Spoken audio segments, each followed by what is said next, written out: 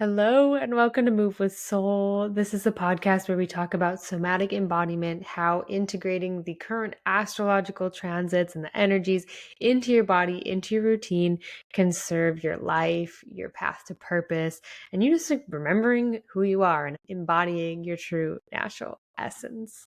My name is Jeannie. I'm a somatic embodiment coach, yoga teacher, and you don't need any knowledge of astrology to benefit from this podcast. And even if you're watching at a later date, trust if something in the title has resonated with you.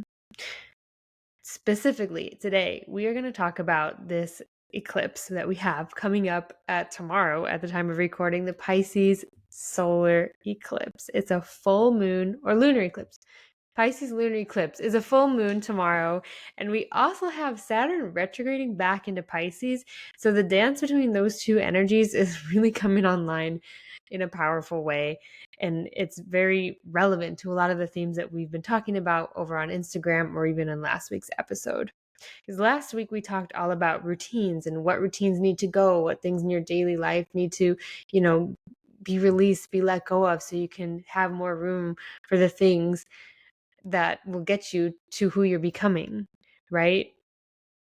But this week signature has even an extra little added oomph. I want to give you rather a couple of rituals that you can implement that are just going to help you move through this energy, because it's quite a lot of nervous, neurotic, overthinking, unsettling energy right now.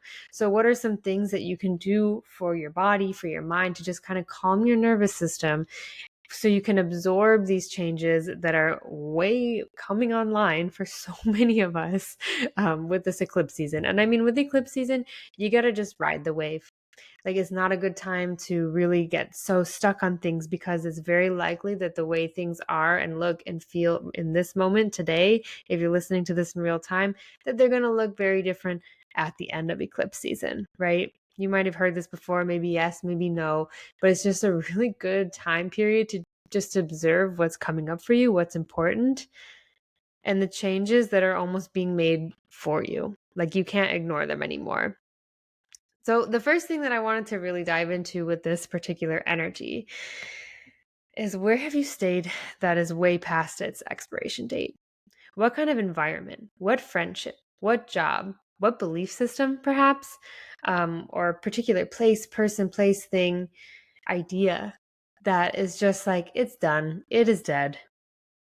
And maybe we are attached to having this in our life. We're attached to having it look a certain way. We're attached to having it feel a certain way, be a certain way. But it is just like, you can't deny it anymore. And what does it look like when you can't deny something anymore? Well, a very good indicator that something is out of alignment for you is that you've been complaining about it, likely for a long time. Or maybe it just leaves you with this weird pit in your stomach. Even just talking about this, I can kind of feel like a dryness in the back of my mouth. So notice what body sensations are coming up for you when I even say the words being in a situation or a place or with a person that has long past its expiration date for you. You see, because that Pisces Virgo axis that we've been talking a lot about on the show, because it's happening right now, it's being highlighted right now, is this dynamic of wanting to be of service, wanting to be compassionate, but it can almost be to that deficit of like being so much of service that you find yourself stuck in situations where you're just overgiving, overgiving, overgiving. It's not reciprocated. Take a breath with that. So I'd be so curious to know right away, do you have a thing or a dynamic that is coming up like, yeah, that's me? Maybe you're at that point where you're like, shit, I see this. I don't really want to look there. Or maybe you've been looking there. You've been doing the work. You've been noticing. So you can even check in with yourself, with your body. What parts of you don't want to let it go? What parts of you are like, I identify with having this thing in my life? Where could you be afraid to let that go, to have some space, some void, some unknown, right? If it's a situation or an organization or dynamic that you've devoted a lot of your time to, what are you going to do with that time? How are you going to look after yourself as you go through this grieving process or this moment in the middle process? Like, these are very real things. And I feel like they're not really often talked about. So instead of really going into the energy of this, because it's likely you already know what you need to let go of, you already know what's past its expiration date. Maybe you've already taken action to remove said thing, or maybe you're just thinking about it, realizing, like standing with your toes in the shoreline, being like, I gotta dive in, but it's cold, but I don't really want to. Like, wherever you are on that scale, I'd love to just talk about some things that you can do to help you stay clear as you make these decisions, as you realize, as you deal with this, as you navigate it, because it's still in your life for a reason. These things are painful, they are powerful. Letting go, removal. Talking a lot about this because Saturn's going back into Pisces, the final degrees of Pisces. So, what that means in real life English language is Saturn wants you to step the fuck up. Saturn is like, you are the CEO of this life. You need to do what needs to get done. You need to step up and be responsible for your energy, for yourself. Pisces energy, a shadow Pisces energy, can be the victim, though. So you might find this push pull within yourself, like, but I don't want to, but they hurt me, but they bit, but they bit. But is that really serving you in the long run?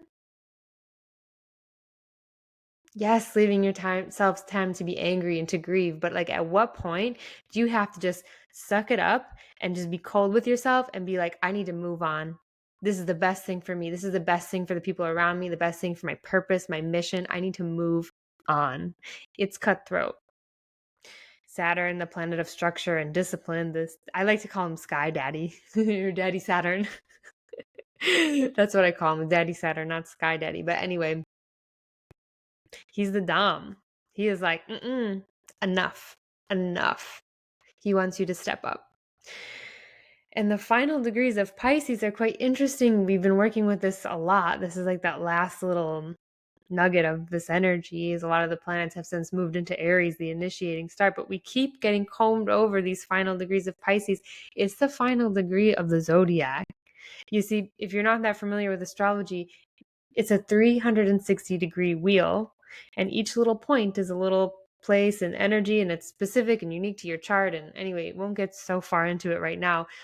But the last few degrees of the zodiac, they are degrees of completion. They are degrees of pure dissolvement. Dissolvement? I don't know. Let me know what the word is. You know what I mean. It is where things go up into the void, the place where none of this matters. So it's quite interesting to have a planet where the earthly realms and discipline and structure and actions really matters. It's what Saturn's all about in these final degrees of the void. So you could find yourself going in and out of feeling really disciplined and ready to go, ready to do what needs to be done. And then also just wanting to like melt into your bed and be like, what the fuck is going on? Has anybody felt that? I have. I for sure have. And it's a signature that's going to probably be lasting through at least half of this next year. And we've been in it.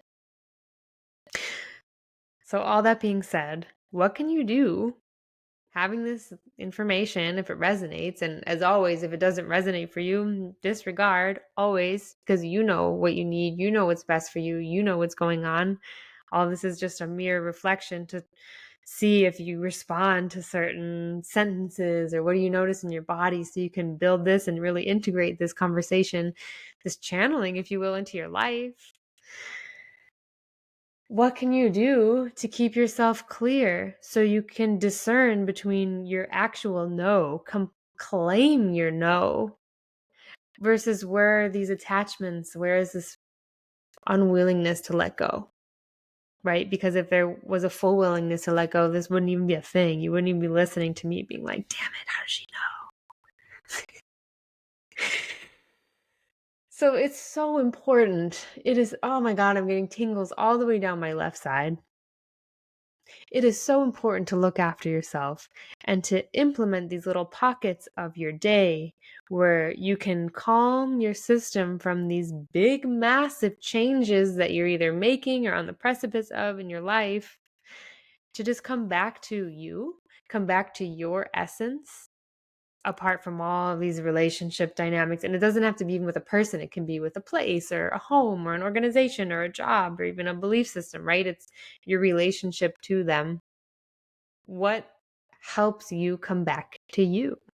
I mean, movement, somatic embodiment practice where you sound out. You can find these little points of tension. Like right now, I've got one of mine in my shoulder, and just you can rub it out and hold it and just kind of be like, oh, like what does it want to sound like? The sound, I already know this comes up. This is the biggest point of resistance with the clients that I've worked with, where people don't want to make these sounds or they feel uncomfortable. But what would be the closest thing that you can edge your nervous system to sound in a particular sticky point in your body, just to release, start to get the energy moving? What do you notice there? What sensations? Even just taking 1 minute to take a couple breaths and notice what you have going on in your body. When was the last time you've done that? It's life-changing, because then it takes it from here, but I should do this. I should move out of the situation because I need to move on, and because I did it, to like a deep embodied, like, oh yeah, this is what's like real. This is what I'm actually feeling. If you want any help with guided practices, I have a few that are to music. They're fun, but if you want more of a deeper dive on how to really get to the bottom of things, I do have a 21-day program called Reignite, where we go through a full range of emotions, not just the fun, uplifting ones, but to help you kind of move through and work through some of these deeper, heavier things that you might be carrying and holding in your body. So if you're ready for that, I'll leave the link below. But honestly, you don't need anything to do these practices. I mean, you can take a nice bath, add some herbs, light a candle, journal, anything that's going to help you get to the bottom of who you are, how you're really feeling. And then when you can find those little glimpses or those little glimmers of like, oh, this is really me talking. This is really me talking. This isn't my conditioning. This isn't my parents talking. This isn't my partner talking, or the part of me that thinks I need to be at this point in my life when I'm really at this point in my life talking. Like, really get to the heart of your heart of how you're feeling. And you don't have to overthink it. It doesn't have to be this big thing, but how can you build this into little 1-minute practices, 5-minute practices into your day in ways that just calm you down, calm your system, relax you, drop you into your body and out of your mind? One of a very powerful one, it's a simple one. You probably already know it. It's one that I have just recently added back into my life. And, certain things are going to be the medicine for the moment, right? So maybe this is a medicine for the moment for me, but maybe it is for you too, is the box breathing, where you breathe in for 5 seconds, you hold for 5 seconds, you breathe out for 5 seconds, and you hold for 5 seconds. I started doing that actually not even to meditate, but because I'm doing this core program to help me like retrain my deep core to kick on, right? Another story, another podcast. But that was one of the exercises, because the first module was remembering or retraining yourself how to breathe. And they had us do these box breathing. And it was just like, whoa, so dropped in after that. So give it a try and let me know how this is landing. This is quite a big concept, and I'm just kind of letting it come through and come out as it is. So be sure to let me know if it resonates. What hit? What makes sense to you? What are you confused or curious or wondering about? This podcast, the whole purpose of it is not for me to sit here and talk to you. It's because it's a place to open up deeper conversations for all of us that are on this path of embodying our full, true essence and wisdom, minus all the conditioning and removing the layers and doing all the things.